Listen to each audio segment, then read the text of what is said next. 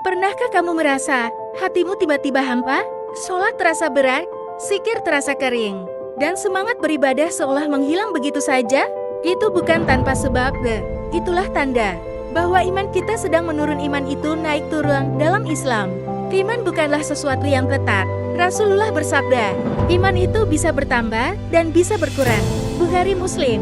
Iman bisa bertambah dengan ketaatan dan berkurang karena kemaksiatan.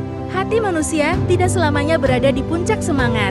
Kadang kuat, kadang lemah, dan itu adalah fitrah. Penyebab iman turun. Lalu, mengapa iman kita bisa turun? Ada beberapa sebab yang sering tanpa kita sadari. 1. Jauh dari Al-Quran.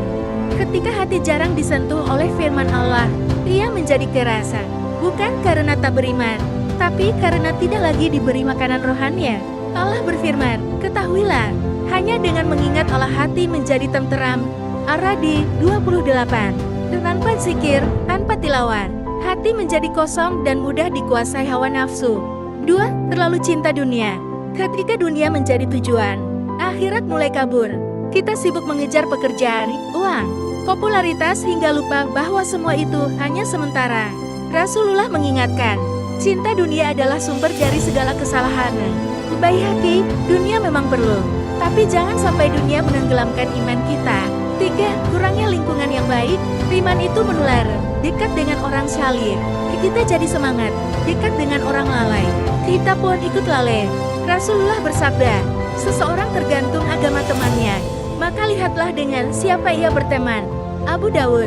Lingkungan yang buruk perlahan mencuri cahaya iman tanpa kita sadari. 4. Lalai dalam ibadah.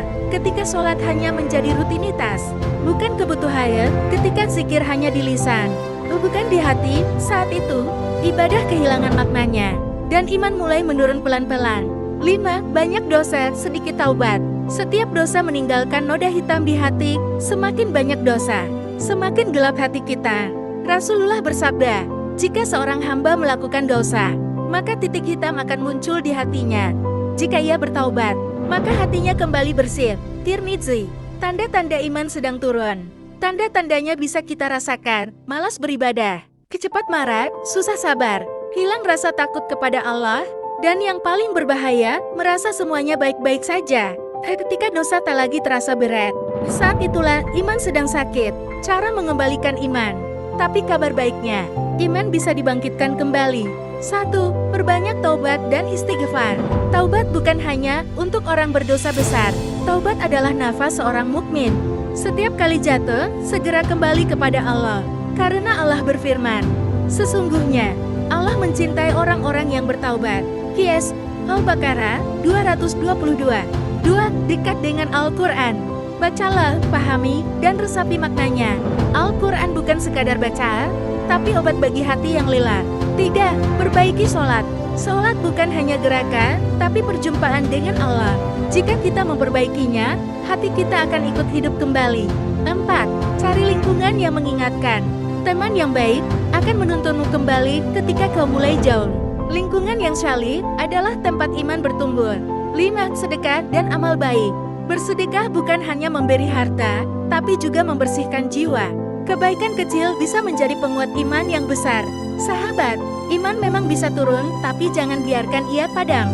Karena hati yang lemah masih bisa dikuatkan, dan jiwa yang jauh masih bisa kembali. Allah tidak melihat seberapa sering kita jatuh, tapi seberapa sering kita bangkit dan kembali kepadanya.